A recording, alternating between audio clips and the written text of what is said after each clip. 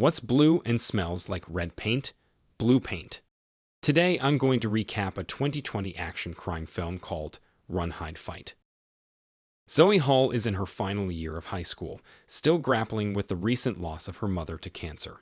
She's found herself withdrawn from life, haunted by the magnitude of her grief.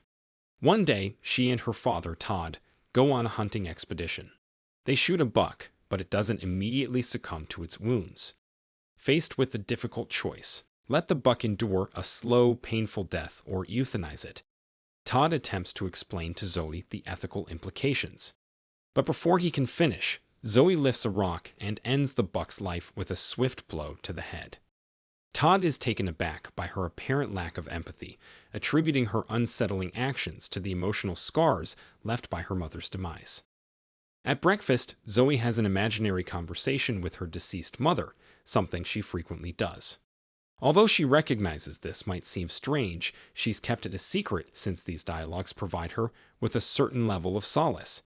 As she is preparing to leave for school, her best friend, Lewis, arrives to pick her up. Their journey is interrupted by a group of troublemakers from school who force their car off the road. While they wait for the car to restart, Zoe observes a classmate, Chris, behaving suspiciously in a nearby field. She finds his actions odd, but dismisses them as typical for Chris, who is known to be an outcast. Today, their school is in the grip of senior prank day, a tradition that both Zoe and Lewis find tedious.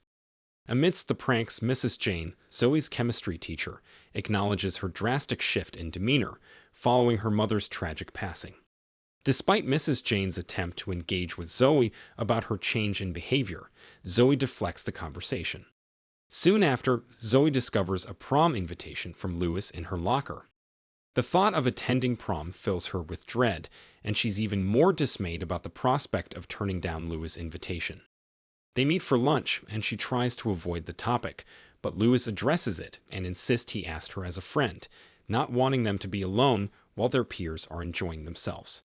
Visibly distressed, Zoe excuses herself to the restroom.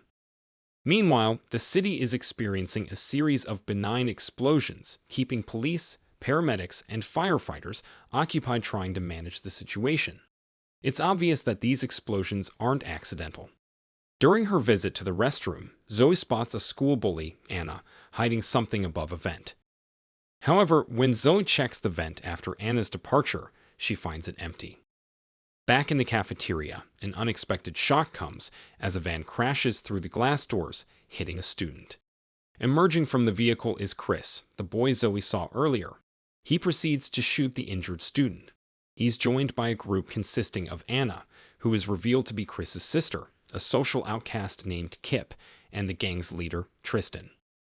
The group had strategically orchestrated the town's explosions as a diversion, and they now intend to turn their school into a war zone.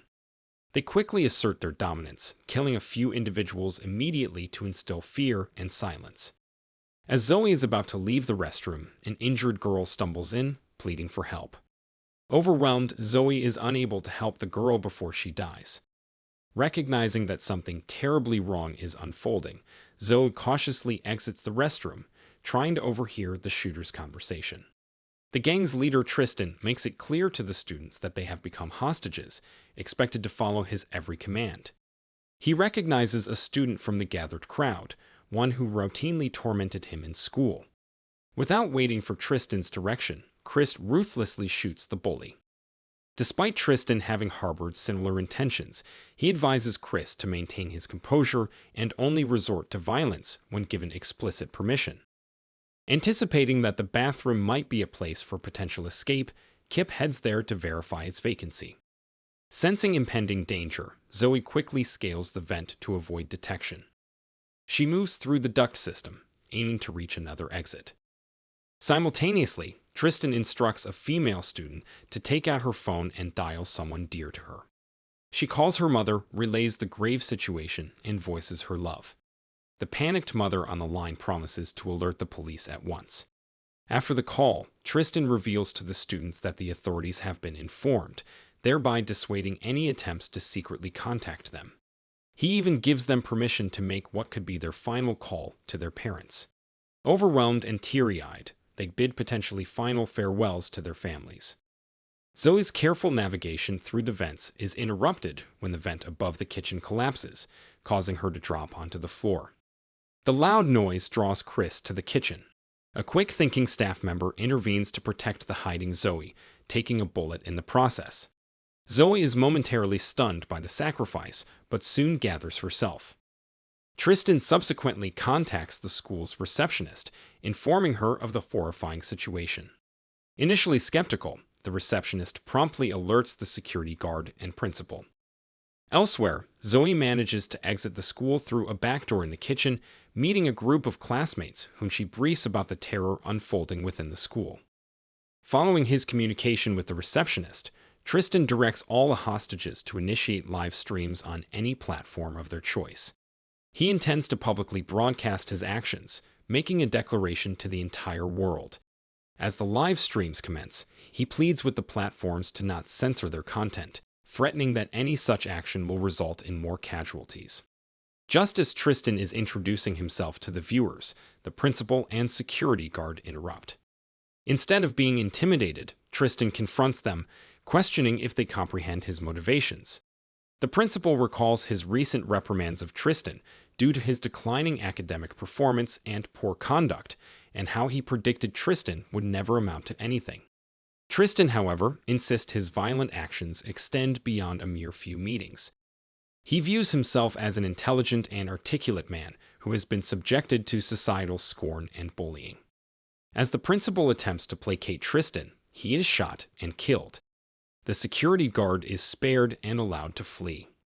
Due to his live stream attracting the highest viewership, Lewis is assigned as the primary cameraman and ushered to the front. Meanwhile, Zoe makes her way through each classroom to warn them of the crisis. While some teachers dismiss her warnings as part of a prank, others take her seriously. Nevertheless, the task of individually alerting each class is time-consuming. In an attempt to expedite the process, Zoe triggers the fire alarm. This strategy is thwarted when Anna, stationed in the electrical room, kills a security guard and dismantles the system, disabling the alarm. With the alarm silenced, everyone who had vacated their classrooms returns inside.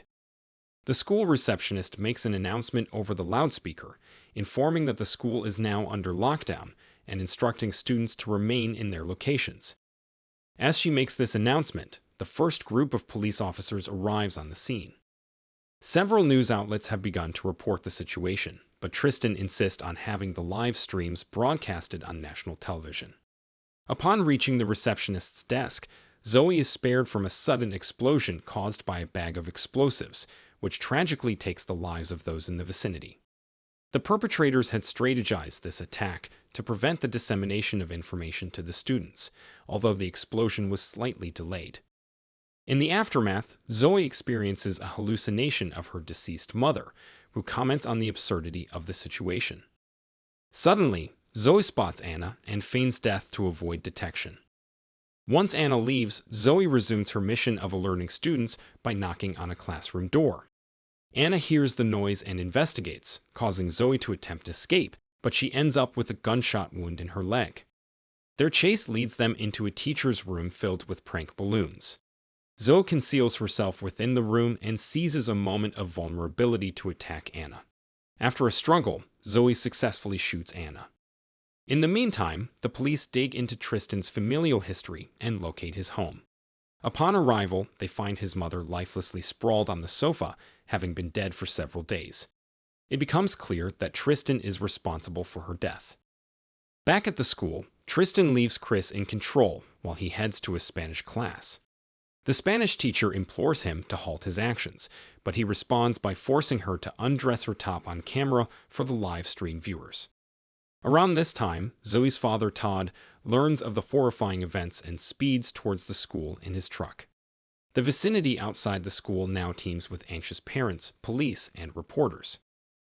Chris begins to hear voices in his head, which had initially driven him to join Tristan's mission. Influenced by these voices, he starts firing at the police outside, attracting Tristan's attention. Tristan swiftly returns to the cafeteria, bringing along the Spanish teacher and her students. Soon after, Kip encounters Zoe and chases her, shooting in her direction. Their pursuit leads them to a slippery hallway where Zoe uses a fire extinguisher to attack Kip and render him unconscious. She then transports him to the auditorium and fastens him to a seat with handcuffs. Zoe's hallucination of her mother reappears, suggesting that Zoe's inability to let go of her is preventing her mother from fully passing on. Upon regaining consciousness, Kip observes Zoe seemingly talking to herself and quickly concludes that she is similar to them. Zoe interrogates Kip about his involvement in the school shooting. Kip reveals a humiliating incident from middle school when he was undressed in front of the entire assembly, leading to incessant mockery from his peers. Zoe challenges his perception, suggesting that perhaps people were laughing out of joy, not ridicule. She reprimands him for murdering innocent individuals who had no part in his bullying and points out that his involvement in the shooting will only reignite discussions about his past humiliation. This revelation appears to jolt Kip out of the illusion created by Tristan's propaganda. Zoe emerges to pick up Kip's firearm and unexpectedly runs into Mrs. Jane, leading her class out of the building. Misinterpreting Zoe's intentions upon seeing the gun, the teacher presumes her to be one of the assailants. However, Zoe quickly clarifies her true intentions. She assists Mrs. Jane and her class in safely exiting the building, but declines to leave herself, determined to aid the remaining students. Mrs. Jane opts to support Zoe in her mission, and they head towards the library. A student who has been rescued informs Todd that his daughter has played a significant role in helping students escape, but has chosen to remain in the building. This news brings mixed emotions to Todd. Tristan soon perceives that an unknown individual is facilitating student escapes. He dials Anna's phone number and demands to converse with the person undermining his plans. Zoe courageously admits to him that she is responsible for Anna's death. Tristan instructs her to report to the cafeteria within 5 minutes, or he will begin executing the hostages. To demonstrate his seriousness, he shoots a girl at random. Witnessing this horrifying scene via the live stream, Todd retrieves his hunting rifle, resolute in his decision to personally rescue his daughter. Inside the school, Zoe approaches Kip, who is now overwhelmed with remorse. She leverages his guilt to persuade him to align with her cause. Zoe places her complete trust in Kip, handing him the firearm before venturing towards the cafeteria. Tristan is taken aback upon realizing that Zoe is the one disrupting his plans, recalling her as a familiar face from the school hallways. Zoe fearlessly confronts Tristan, challenging him. Kip unexpectedly appears to provide Zoe with backup. Tristan finds amusement in this, considering Kip to have been an inadequate participant in his plot from the beginning. A violent shootout follows, resulting in Kip's death at Chris's hands. Amid the chaos, Zoe and Lewis seize the opportunity to escape, pursued by Chris. After a distance, Lewis discloses that he has been wounded.